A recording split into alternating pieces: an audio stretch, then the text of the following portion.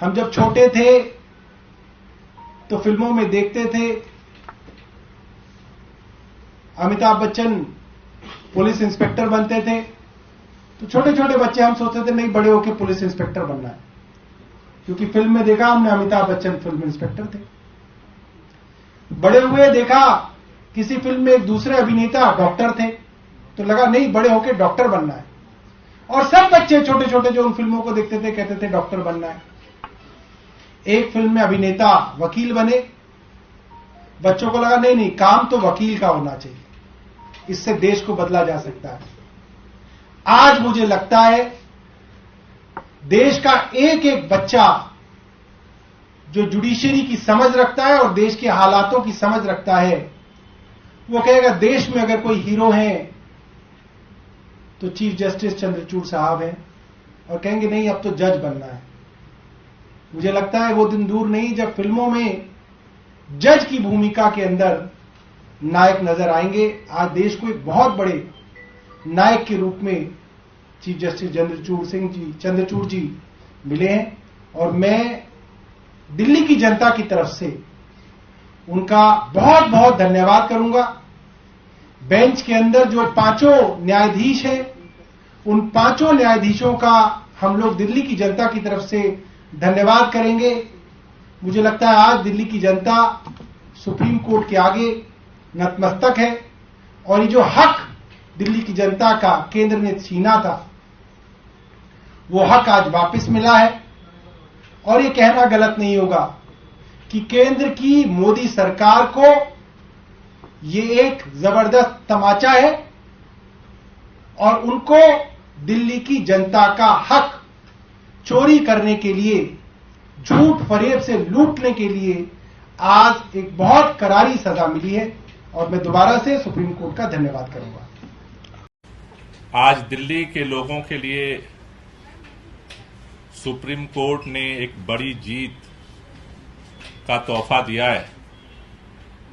ये जीत दिल्ली के लोगों की तो जीत है ही,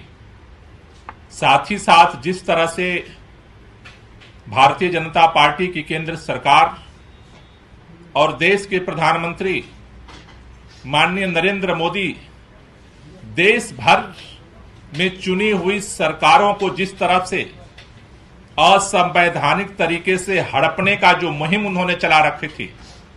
उस मुहिम पर सुप्रीम कोर्ट का एक बहुत बड़ा तमाचा है। दिल्ली के अंदर जिस तरह से सुप्रीम कोर्ट का फैसला पहले आया, सुप्रीम कोर्ट के फैसले की अनदेखी करते हुए, धज्जियां उड़ाते हुए देश के प्रधानमंत्री माननीय नरेंद्र मोदी ने लेफ्टिनेंट गवर्नर के माध्यम से, होम मिनिस्ट्री के माध्यम से दिल्ली की चुनी हुई सरकार को संवैधानिक जो अधिकार मिले हुए थे, उसको असंवैधानिक तरीके से गुंडाई करके हड़प लिया, और पूरे दिल्ली के अंदर दिल्ली के लोगों को, अधिकारियों को डरा करके, धमका करके सारे काम को पैरालाइज करने का, ठप करने का अभियान चलाया। आज सुप्रीम कोर्ट के फैसले ने इस बात को साबित किया है कि इस देश के अंदर देश के प्रधानमंत्री नरेंद्र मोदी और भारतीय जनता पार्टी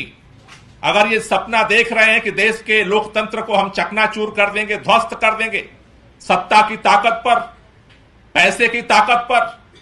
अहंकार के दम पर, सुप्रीम कोर्ट ने इस अंधेरे में एक रोशनी दिखाने का काम किया है कि अगर सच्चाई की जीत में देर हो सकती है, लेकिन उसकी जीत होगी। मैं दिल्ली के लोगों को बहुत बहुत बधाई देना चाहता हूं। मुझे ऐसा लगता है कि आज करीब 9 साल लंबी दिल्ली के लोगों की लड़ाई, जो सन 2014 से दिल्ली के मुख्यमंत्री अरविंद केजरीवाल लड़ रहे थे,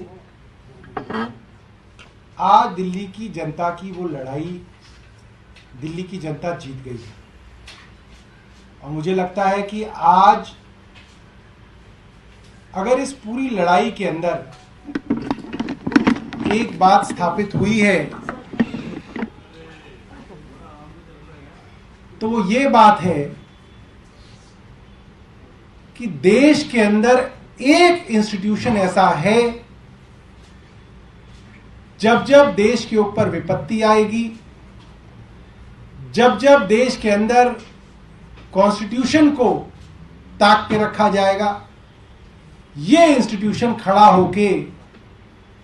देश के अंदर व्यवस्था को ठीक करेगा। और वो इंस्टीट्यूशन है देश की न्यायपालिका, और देश की सबसे बड़ी न्यायपालिका माननीय उच्चतम न्यायालय, सुप्रीम कोर्ट। आज सुप्रीम कोर्ट ने जो ऐतिहासिक फैसला दिया है, मुझे लगता है आज के माहौल में सदियों तक सुप्रीम कोर्ट के इस फैसले को याद रखा जाएगा। अभी मंत्रियों की बैठक मुख्यमंत्री जी ने 2 बजे बुलाई है सचिवालय में, और उस बैठक में डिस्कस करके आगे की रणनीति जो है हम लोग तय करेंगे।